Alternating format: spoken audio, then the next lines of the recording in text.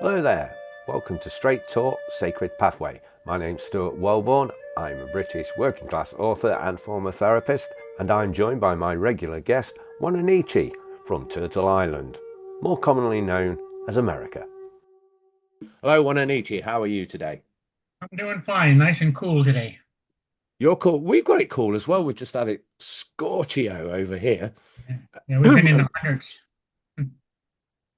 We've, yeah, as I've mentioned before, I'm Celsius, so we've had 32 degrees Celsius over here last at the weekend. Yeah, So that must be about 100, is it? yeah, pretty close in that. Well, 98, something like that. Right. Okay.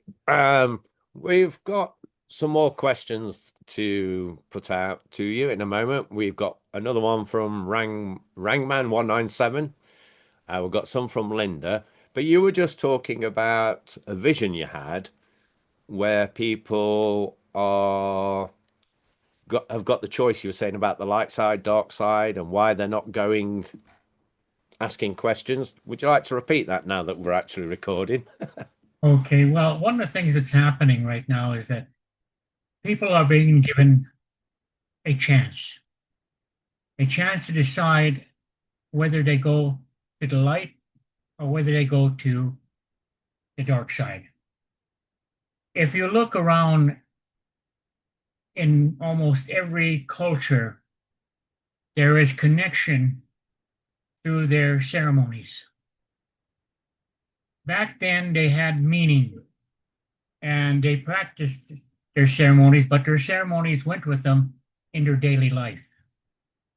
Nowadays, people said, I guess I got an agreement here by one of the dogs on what I was saying. Nowadays, people go to ceremonies, and as long as they're there at the ceremony, they're into it. But the minute they leave the ceremony, they forget about it until the next one. One has to walk their pathway every day. And when you look at certain things and certain ceremonies, certain followings of certain belief systems, people would sit there and they had human beings who were the head of those religious ceremonies, no matter what you look at, whether it be Druid, whether it be uh, Catholic, whether it be Protestant, whether it be Hinduism, they only seem to pick people who are human to lead them. In the indigenous way, God led us, which we call the Creator. We followed the Creator's rules and we lived them every day. We respected all the things that the Creator put upon the earth and we honored them. But it seems like today people are only good enough as long as they're watching like a television program, or they get all excited, but as soon as they turn the television program off, back to normal.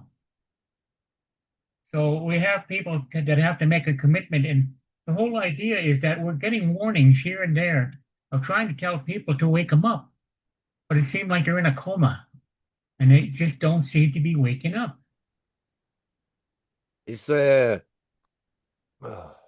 It's awkward for people because we you and your ancestry, you've never, even though you've obviously had all the horrendous massacres and that when Europeans came over, you've always maintained that connection all the way through. Whereas Europeans, we've had a long break from any indigenous teachings. We've had religion thrown upon us. And then, people are trying to connect back to the older ways, Mhm. but they struggle because it's not, they've not had that connection for a few hundred years. Is there anything that you could advise people that they can do to live it daily? Because I try to live it daily, but then Western life gets in the way. Yeah. It's a philosophy of religion, in fact, that basically takes us away from our connection because they make all their connection, first of all, they are representatives of God. And they have the right to tell us what to do. Mm. And just to give you an example, look at how many people have made Jesus Christ a God. And maybe I'll get in trouble for saying this, but they've made Jesus Christ a God. Jesus Christ was a messenger. Yeah. He came from God to tell us that we have to learn to start loving the Creator, loving ourselves, and loving other people, and loving all the things that were created for them. And they just seem to feel that all they have to do is to go to church one day a week, and all of a sudden they feel their obligations. Yeah. I think the problem is a lot of people who are Christians, not all, but a lot of them don't actually read the teachings of Jesus. No. They go to church, maybe they sit there, they probably snooze through the sermon, and some of that could be Old Testament anyway. But if you actually look at what Jesus was teaching and then Hmm. went and asked a Christian, why aren't you doing this? They wouldn't even be aware of the teaching in the first place. Hmm. And the whole idea comes down to when you talk about Jesus, probably a majority of them see Jesus on the cross. Yeah. Why did like to see him suffer? Let him go home. Yeah. Remember the comedian Bill Hicks? Uh-huh. Part of his stand-up routine was, I'm pretty sure the last thing that Jesus would want to see if he came back would be a cross. Yeah. It's just like again, Darley Parton said, let Jesus off the cross. We need the one. It's going to be cold this winter. But people have to start realizing there's a connection. But because all of a sudden, like say for instance, your movie star, your rock concerts, we seem to sit there and make them out of gods rather than seeing them as human beings. It's like when people sit with me and they sit there kind of at awe with me, and I said, "Look, I'm a human being. You shouldn't be at awe with me. You should be able to talk to me just like another human being, and I can give you answers. I'm not on a pedestal." And I said, I can't, I'm not unapproachable. I said, "You can approach me. I'm a human being. I'm like you. I'm nothing special. All I do is I give you a message." And I said, "They have to be, the message I give has to be special, not me." Hmm. Wise words. I I mentioned him in some earlier episodes, but Professor David Hawkins, who's been a big inspiration in my kind of research and work, mentions different levels of consciousness and that people above a certain level are your teachers, at a certain level, higher level of consciousness. And then we come down to people at the lowest levels who are in shame, guilt, and that's the predominant levels. But all of these people are human and on a journey. He kind of basically says Yeah. that if you believe in the reincarnation, as you call it, recycling, that somebody at these lower levels is here to learn a lesson to move up to a Mhm. higher level of consciousness. But the teachers, there's only so many of them on the planet, he says. Yeah. It's like yeah, we're going to say that, you know, there's a purpose in life. Let's simplify it by saying there's a city in the middle of your country, either be the United States or wherever you're at, and people want to go there. Don't they come from different directions? But yet, when they finally reach the destination, it's the same thing. Yes. Many pathways to the same destination. Yeah. So don't worry about if you're on a pathway that will lead you to the answers, then don't worry about anybody else's pathway. Just worry about your own. But a lot of people try to convince people that their pathway is right. Therefore, give me money and I'll teach you. Yes. Yes. You can't teach somebody else your path because it's not theirs, is it? Yeah. Okay. Shall we get into some of the questions then that I've got? Okay. Oh, actually, one more thing. because whilst we're on that topic, it's hard for people to stay on their path with all the doom and gloom that's going on in the world, you know, like what's just happened at the weekend with your president. Oh I don't want yeah. to go into the politics of the attacks or anything, but those kind of events make it very hard for people to not tune into the negativity. How do we not tune into that level of negativity? Well, there are quite a few that, again, they don't go into that negativity, but they approach it the wrong way. You know, you can't sit there and protest and protest and protest.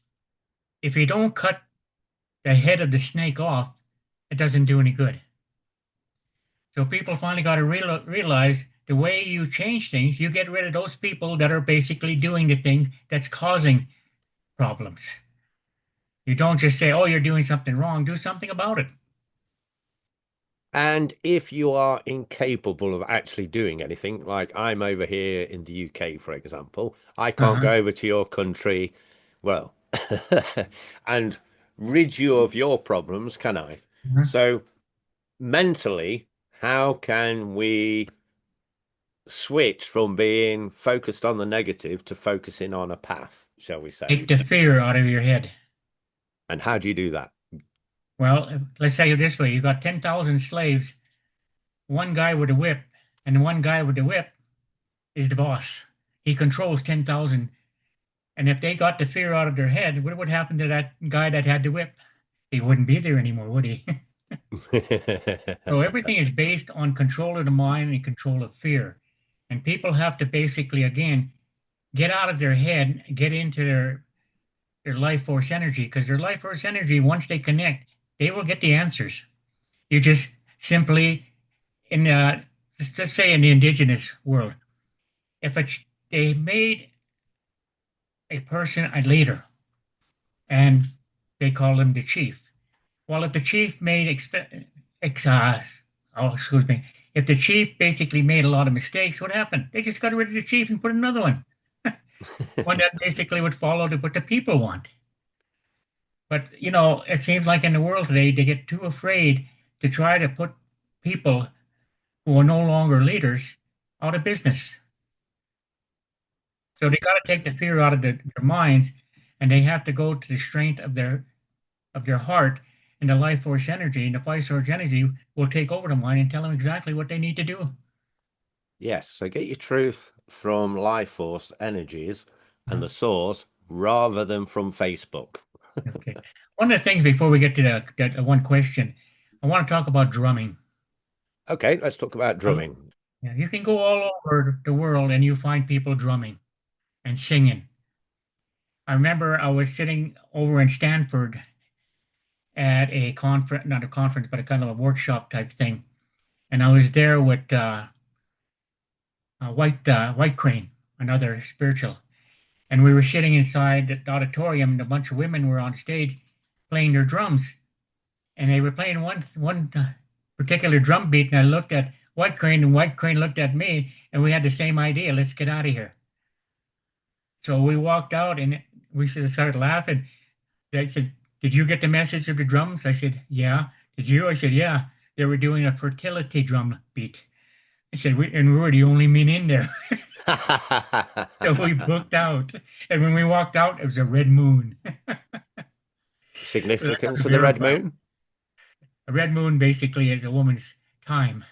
Ah, So anyway, drumming has become, in a sense, so important that they forget the meaning of drumming. They just beat their drum like the heartbeat. Boom, boom, boom, boom, boom. Everybody sits there and thinks, Mother Earth. No, the drum beat is the drum beat of when you're in the womb of your mother. That's what that drum beat, it reconnects you to your mom and yourself. So that's all that drum does. Now, if you utilize the drum, you sit there with the drum and you visualize what you're going to ask. And then you visualize that and you automatically let your hand grab the drumstick and hit the drum. And the drum won't be a heartbeat. The drum beat will be a certain speed, a certain sound. How loud, how quiet it is determined on who is going to come of the life force energies to tell you what you need to connect with. And like if you sit there sometimes when people have, say, fast hearts or skips in their heart, and you take the drum and you hit it basically boom, boom, boom, real strong, it'll actually hit the heart and it'll go back to balance. Wow. Now, if you're doing a healing, you don't go boom, boom, boom, boom, boom. That's not a healing. That's a connection to your mother. Now, if you want the healing to be there, you hit the drum as hard as you can and you let the vibration go into that individual. You go maybe 3 or 4 times, then you hit it again and you go back and forth. And it's a healing sound that will help people heal, help people to connect. And then if you're talking like, say, if you want to get a message to the creator, it's boom, boom, boom, because that's a powerful, and you're saying that the creator is the power of all things. Now, if you're calling, they say a thunderbird, thunderbird, go boom, boom, boom, boom, boom, boom, boom, boom, boom, boom, boom, boom, boom, boom, boom, boom. That's the thunderbird. The bear would be boom, boom, boom, boom, boom. So they have to understand that the drum is a messenger, and the way they drum it is what they're going to be asking. But they have to sit and they have to relax. They have to get out of their mind. They have to get into their heart. And the heart will tell them through the life force energy what beat they need to do on that drum. Now, is this something? This is just a thought that came to me as I was listening to everything you were saying there. Is this something that you can teach people, say perhaps Mhm. in a video, for example? Uh-huh. But yeah, but they never teach them the drums is a messenger. They just decide they like the way the beat goes, so everything goes, you know. And like say, for instance, we go to a powwow and they're stringing their drum. Well, that's for entertainment. That's for you to basically follow what dance comes into your heart. And all the dances that they do, they learn from nature. So when they do the grass dance, they go in like the grass does. When they do the grouse dance, they go down to the earth and they do that type of dance. The eagle dance, the bear dance. They're all basically dances that they were taught to them by nature. So when they want to honor that particular energy that came to them that showed them how to dance and how to beat the drum for that particular song, that's their connection. Okay, I don't know if this is the right question, but how many different drum beats are there? Oh, It's a geez, guess, a rough guess. probably 144,000. Yeah, that would be a long video. Oh yeah. So that's why I said that they have to just get into their heart, get into their feelings, and let their heart bring the picture to them, and then their hand will automatically beat the drum the way it's supposed to be beaten. It may take them a while to actually connect that way, but once they connect, they'll never lose it. Well, back to my thought as what I was referring to a minute ago. Maybe that's something that you should create as a kind of video workshop that people could buy from you so the money Mhm. goes to the human circle of life. Something to Yeah. think about at another time. Shall we get on to questions? Yeah. Well, one other thing too. I did do a workshop on drumming. Only one. Only one. Yeah. Only one. And the two people that had their drums, I put them kind of like in a state of being. And all of a sudden she started drumming, but all of a sudden she started crying because the emotion was there. The connection was there that she'd never felt before. And it was so joyful that tears were just rolling down her eyes. And then she stopped. She said, I connected. So the whole idea, I was just doing kind of like experiment, even though I knew the answer. I just wanted to see what kind of effect it would have. And it had the right effect on those two people drumming. They really connected to it.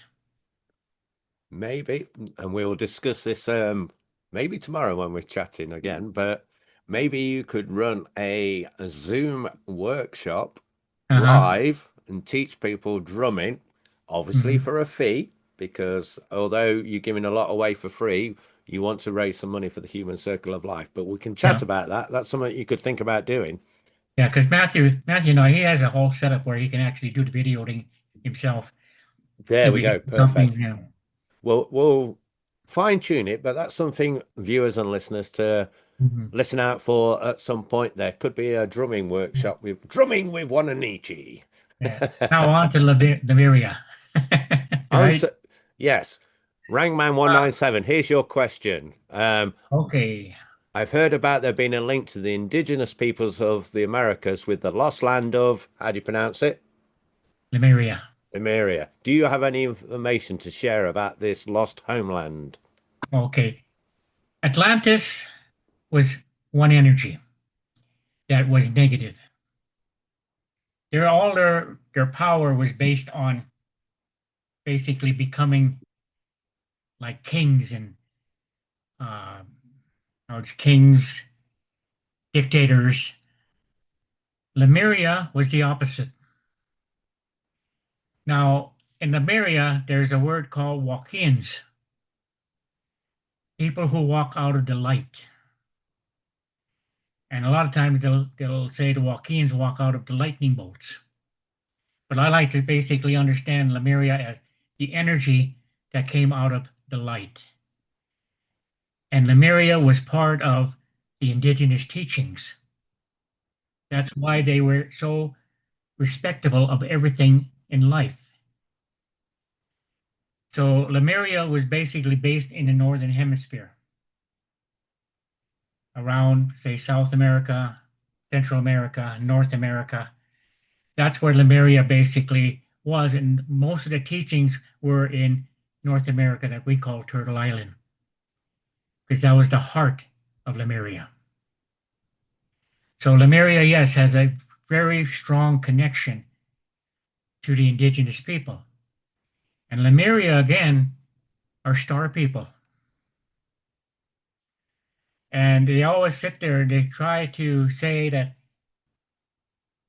a lot of things are coming out now, how Native American Indians came to North America.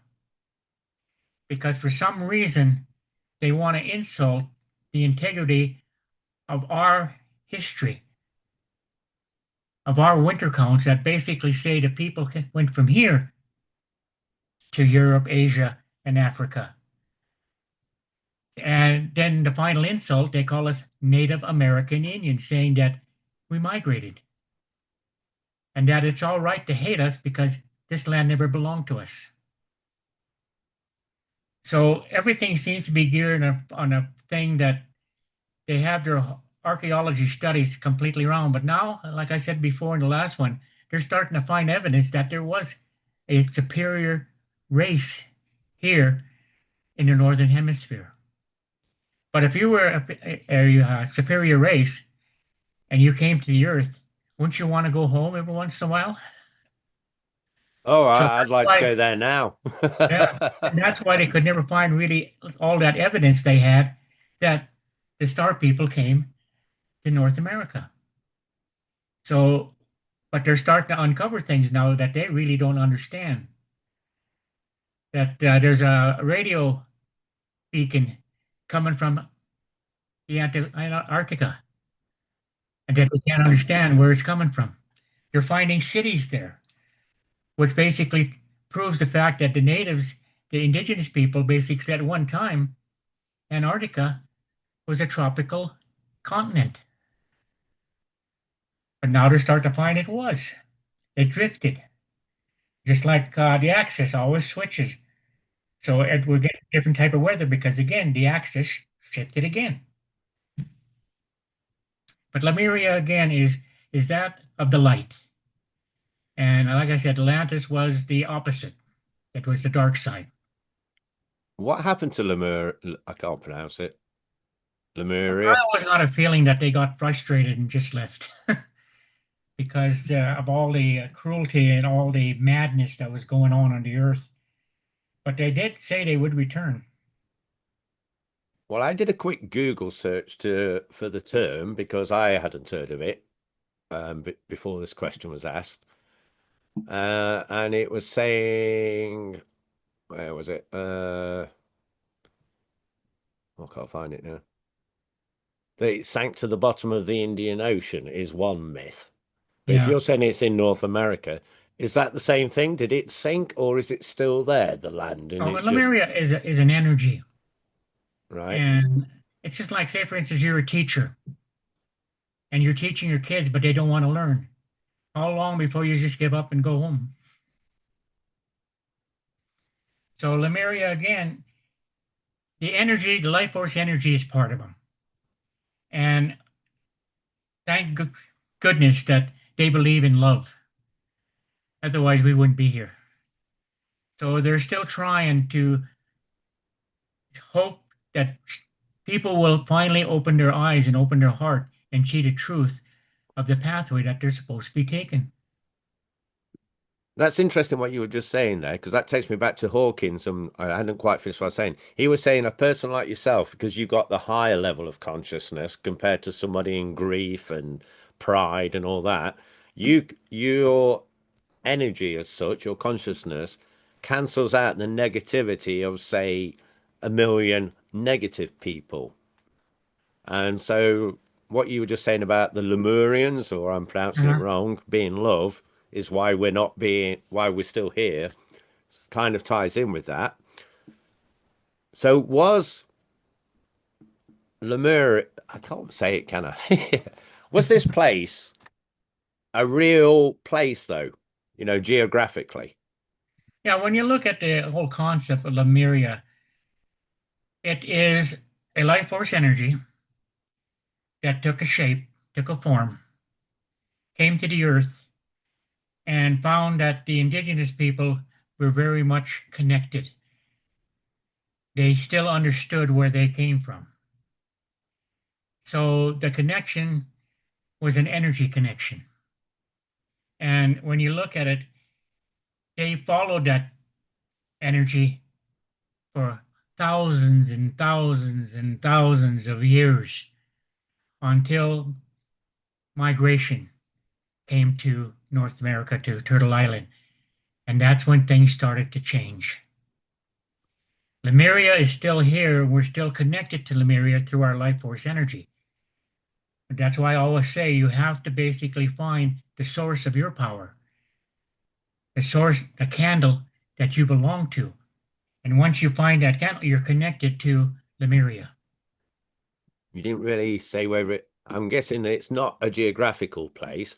However, Atlantis, which was connected to the dark side, was that actually a geographical place, or was that just a dark energy then? Mostly, again, it's good that we have a choice in life. And the negative side can become very powerful because they control the mind.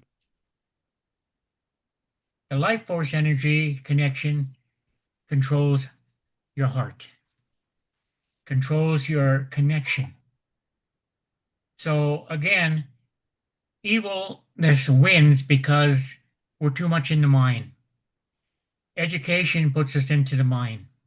Everything we do basically reflects control of the mind. Very little things are out there, but they're simple for you to connect through your life force energy to one of the 144,000 points of light. But because people are brainwashed, how do you get back to who you really are? Well, I'm glad you just wrapped up there because we've got 1 minute left on this Okay. recording. I want a straight yes or no answer here with no waffle, even though I love your waffle. Yeah. Was Atlantis a real geographical place? Yes. Okay, that'll do for me. I was going to say, tell the people I'm at the spaceship with the door open to see how many people are going to follow me. There you go. And on that note, we will wrap up and hopefully we will see you next week. Rangman 197. I hope that answered your question. And that is it. Thank you for tuning in to the Straight Talk Sacred Pathway podcast.